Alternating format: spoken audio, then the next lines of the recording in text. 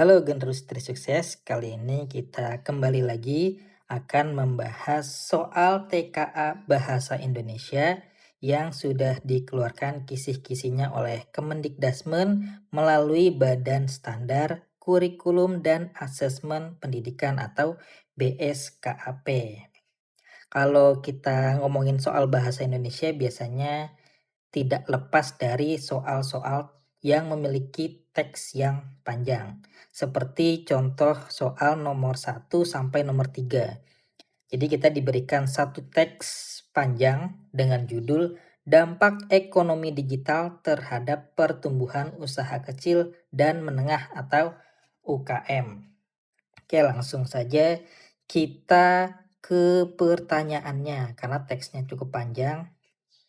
Pertanyaannya adalah, bagan yang tepat untuk menggambarkan bagian-bagian penting dalam teks tersebut adalah, karena kita harus mencari bagan yang tepat, maka kita harus tahu isi dari teks tersebut. Jadi tidak bisa dilewati. Kita harus membacanya dengan cepat.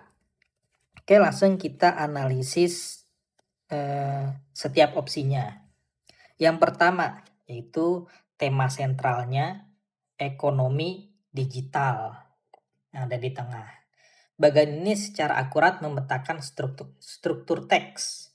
Tema sentralnya adalah ekonomi digital yang menghasilkan dampak ekonomi digital. Dampak ini terbagi menjadi dua, yaitu manfaat teknis yang diperoleh dari e-commerce dan pembayaran digital, dan juga tantangan adaptasi teknologi dan keamanan digital. Keseluruhan proses ini bermuara pada peluang pertumbuhan dan berkelanjutan UKM yang merupakan kesimpulan utama dari teks tersebut. Jadi opsi A adalah yang paling benar. Lanjut kita analisis opsi B. Dengan tema sentralnya adalah peluang UKM.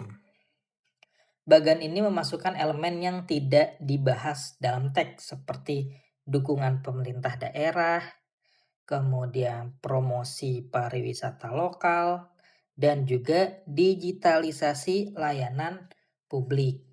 Jadi fokus teks adalah pada alat digital yang digunakan oleh UKM, bukan kebijakan pemerintah secara umum. Jadi jawaban B salah. Lanjut opsi yang C dengan tema sentralnya adalah ekonomi berbasis teknologi informasi. Meskipun sebagian besar elemennya benar seperti akses marketplace, kemudian pembayaran non-tunai, bagan ini memuat satu poin yang bertentangan langsung dengan teks, yaitu keterbatasan jangkauan. Teks dengan jelas menyatakan bahwa ekonomi digital justru memperluas jangkauan UKM, bukan membatasinya. Jadi jawaban C salah. Lanjut opsi D dengan tema sentral peluang UKM tradisional. Bagan ini berfokus pada peluang UKM tradisional dengan elemen seperti toko fisik dan penjualan langsung. Ini adalah kebalikan dari isi teks ya, yang membahas transisi dari model tradisional ke model digital. Justru ini kebalikannya. Jadi sudah pasti jawabannya salah. Kemudian opsi yang terakhir yaitu E. Bagan ini memasukkan beberapa konsep yang tidak ada dalam teks, yaitu literasi keuangan dan sertifikasi halal produk lokal. Dalam teks menyebutkan literasi digital, bukan literasi keuangan. Jadi opsi E juga salah. Jadi nomor 1, jawaban yang paling tepat adalah yang A. Oke, lanjut nomor 2. Teksnya masih sama. tentang dampak ekonomi digital terhadap pertumbuhan usaha kecil dan menengah atau UKM. Untuk soal nomor 2, ini termasuk jenis soal pilihan ganda kompleks kategori. Oke, langsung ke pertanyaannya. Bagaimana pola pengembangan paragraf ke-1, kedua, dan ketiga pada teks tersebut? Tentukan benar atau salah untuk setiap pernyataan berdasarkan isi teks tersebut. Jadi nanti pilihannya adalah benar atau salah. Oke, jadi teman-teman kalau mau coba aplikasi, boleh dicoba di trisukses.edukati.com. Oke, langsung kita bedah satu persatu setiap paragrafnya. Paragraf pertama menggunakan pola sebab akibat karena menjelaskan bagaimana teknologi digital menyebabkan perubahan bagi UKM. Nah, pernyataan ini benar ya. Jadi nanti kalau di aplikasi langsung, teman-teman akan memilih jawaban benar atau salah di bagian choose yang ini. Oke, untuk paragraf nomor 1 ini jawabannya benar. Paragraf nomor 1 ini dibuka dengan menyatakan bahwa ekonomi digital yang menjadi sebabnya telah membawa perubahan besar bagi UKM yang merupakan akibatnya. Kalimat selanjutnya merinci faktor-faktor pendorong transformasi tersebut, memperkuat hubungan sebab akibatnya. Jadi paragraf 1 ini benar. Lanjut ke paragraf yang kedua. Menggunakan pola proses karena menjelaskan langkah-langkah bagaimana UKM memanfaatkan e-commerce. Jawabannya salah. Paragraf ini tidak menjelaskan langkah-langkah atau prosedur pola proses. Justru sebaliknya, paragraf ini menjelaskan berbagai manfaat dan akibat positif dari penggunaan e-commerce oleh UKM tersebut. Seperti jangkauan pasar yang lebih luas dan biaya operasional yang lebih rendah.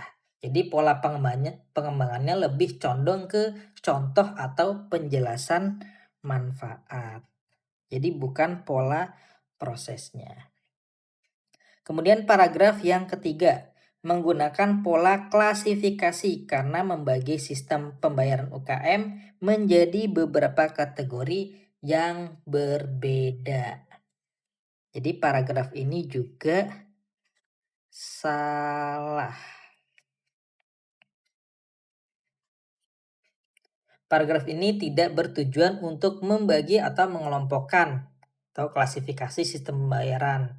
Paragraf ini justru menjelaskan tentang keuntungan lain dari ekonomi digital, yaitu efisiensi transaksi melalui pembayaran digital dan efektivitas promosi melalui pemasaran berbasis data. Oke, jadi seperti ini jenis soal pilihan ganda kompleks kategori. Jadi kita diarahkan untuk menentukan mana jawaban benar dan juga salah. Harus pilih salah satu. Jadi nggak boleh isi salah satu saja, tapi semuanya juga harus diisi setiap pernyataannya. Jangan sampai tidak diisi. Lanjut ke soal nomor 3. Soal nomor 3 ini masih menggunakan teks yang sama, yaitu dampak ekonomi digital terhadap pertumbuhan usaha kecil dan menengah atau UKM. Langsung saja ke soal yang ditanyakan. Berdasarkan percakapan tersebut, mengapa pendapat Sena sangat baik dalam menilai keakuratan dari informasi yang disajikan tersebut? Tentukan setuju atau tidak setuju untuk setiap alasan berdasarkan isi teks.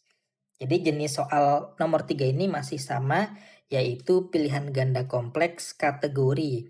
Kita diarahkan untuk menentukan setuju atau tidak setuju.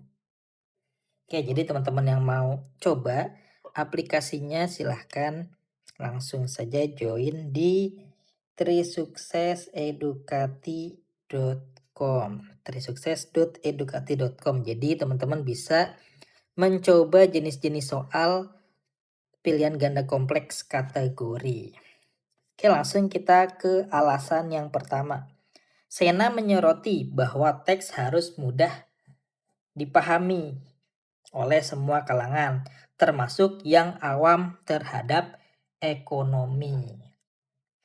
Jadi alasan ini tidak setuju ya.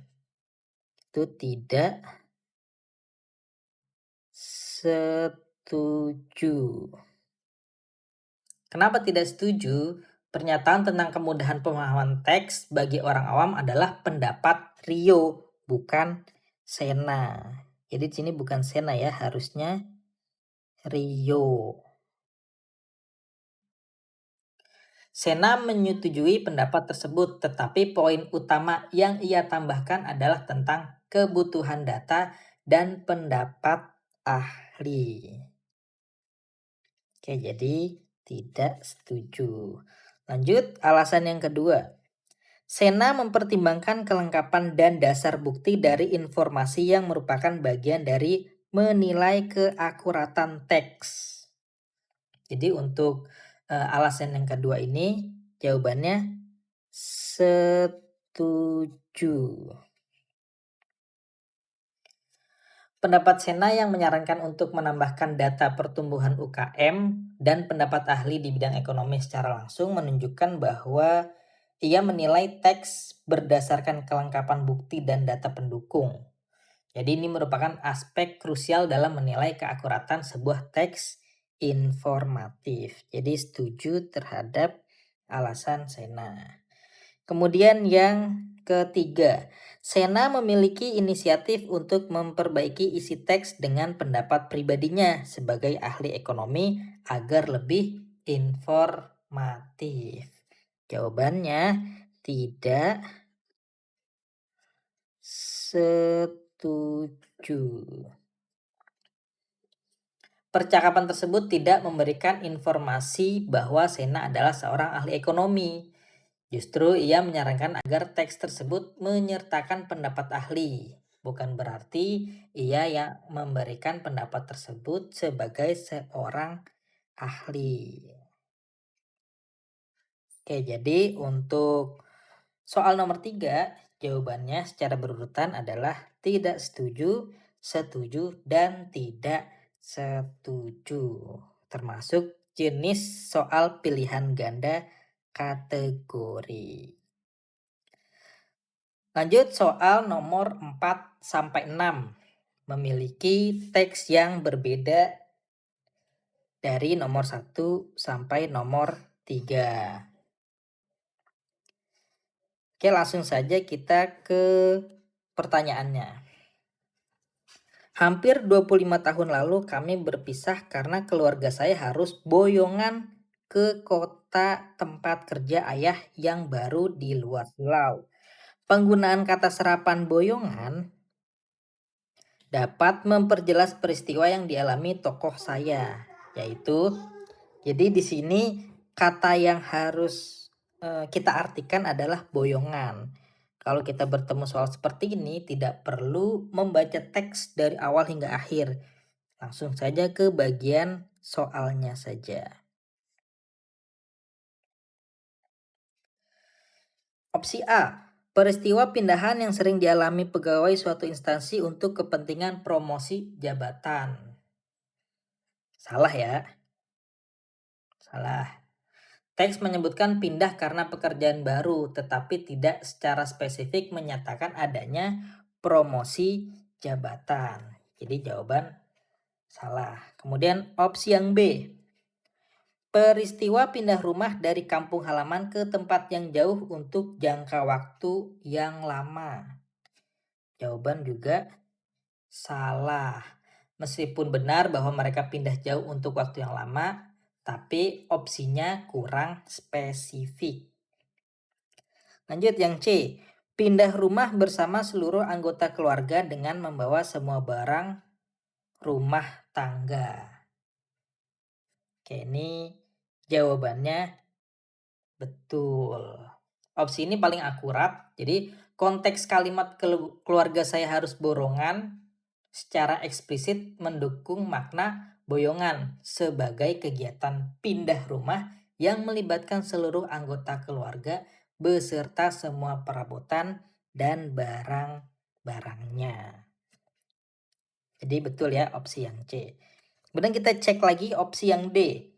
Pindah rumah untuk mengikuti tugas kedinasan orang tua di tempat baru yang letaknya sangat jauh. Ini jawabannya opsi D salah juga. Mirip dengan opsi A, yaitu tugas kedinasan adalah asumsi yang mungkin benar, tapi makna inti dari boyongan terletak pada proses pindahnya, bukan hanya pada alasannya. Kemudian opsi yang E. Kegiatan pindah rumah untuk sementara waktu dan akan berpindah lagi ke rumah dinas yang lain. Opsi E juga salah. Teks mengimplikasikan kepindahan yang bersifat permanen atau jangka panjang. Hampir 25 tahun lalu kami berpisah, bukan sementara. Oke, jadi untuk soal nomor 4, jawaban yang tepat adalah yang C. Lanjut soal nomor 5, masih menggunakan teks yang sama seperti soal nomor 4. Langsung ke soalnya. Peristiwa apa yang mungkin akan terjadi kepada sahabatnya jika tokoh saya tidak ikut mencari jangkrik pada malam itu? Tentukan tepat atau tidak tepat untuk setiap pernyataan berikut. Nah, ini sama seperti soal-soal sebelumnya, yaitu pilihan ganda kompleks kategori. Jadi teman-teman diarahkan untuk menentukan mana pernyataan yang tepat dan mana pernyataan yang tidak tepat. Oke, langsung ke pernyataan yang pertama. Sahabat tokoh saya masih memiliki seragam pramuka untuk dipakai. Apakah pernyataannya tepat? Ya, pernyataannya tepat. Di dalam cerita, seragam pramuka milik sahabatnya digunakan untuk memadamkan api di punggung tokoh saya. Jika tokoh saya tidak ikut, kecelakaan itu tidak akan terjadi, sehingga seragam tersebut tidak akan rusak dan masih bisa dipakai.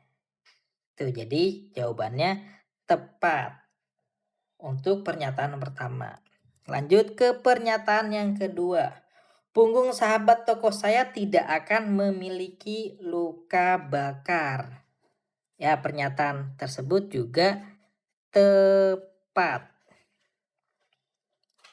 Yang punggungnya terbakar dalam peristiwa tersebut adalah tokoh saya, bukan sahabatnya. Seperti di dalam teks, api dengan cepat berpindah membakar punggung saya. Jadi, baik dengan atau tanpa kehadiran tokoh saya, punggung sahabatnya memang tidak akan terbakar. Pernyataan ini secara faktual benar dalam skenario hipotesis tersebut. Jadi pernyataan 2 juga tepat. Lanjut ke pernyataan yang ketiga. Sahabat tokoh saya akan mencari jangkrik tanpa perlu berlari. Pernyataan nomor 3 juga tepat. Sahabatnya berlari karena harus segera membawa tokoh saya yang terluka untuk mendapatkan pertolongan. Seperti di dalam teks, dia menggendong saya lalu berlari. Tanpa adanya kecelakaan tersebut, tidak akan ada urgensi yang membuatnya harus berlari.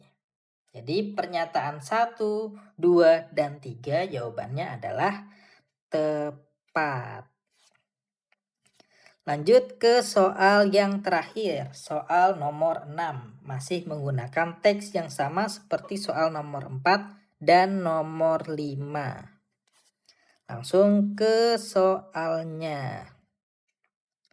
Kalimat mana saja dari dalam kutipan cerpen tersebut yang membuktikan karakter sahabat tokoh saya merupakan seorang yang setia kawan?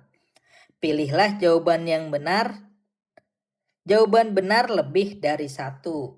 Untuk soal nomor 6 ini termasuk pilihan ganda kompleks MCMA atau multiple choice multiple answer. Jadi jawabannya lebih dari satu. Kalau diisi semuanya gimana, Kak? Kalau diisi semuanya justru nanti malah akan mengurangi poin. Karena jawabannya tidak semuanya benar. Jadi kalau misalnya jawaban salah kita pilih ya pasti akan mengurangi poin juga. Oke, langsung saja ke opsi yang pertama. Saya langsung menyatakan ingin ikut tapi dia keberatan. Nah, untuk opsi A ini kurang tepat. Keberatan sang sahabat bisa diartikan sebagai bentuk tanggung jawab atau kehati-hatian. Namun bukan bukti langsung dari kesetiakawanan. Aksi nyata saat kesulitanlah yang menjadi bukti utamanya. Jadi opsi yang A ini kurang tepat atau salah. Jadi tidak perlu dipilih.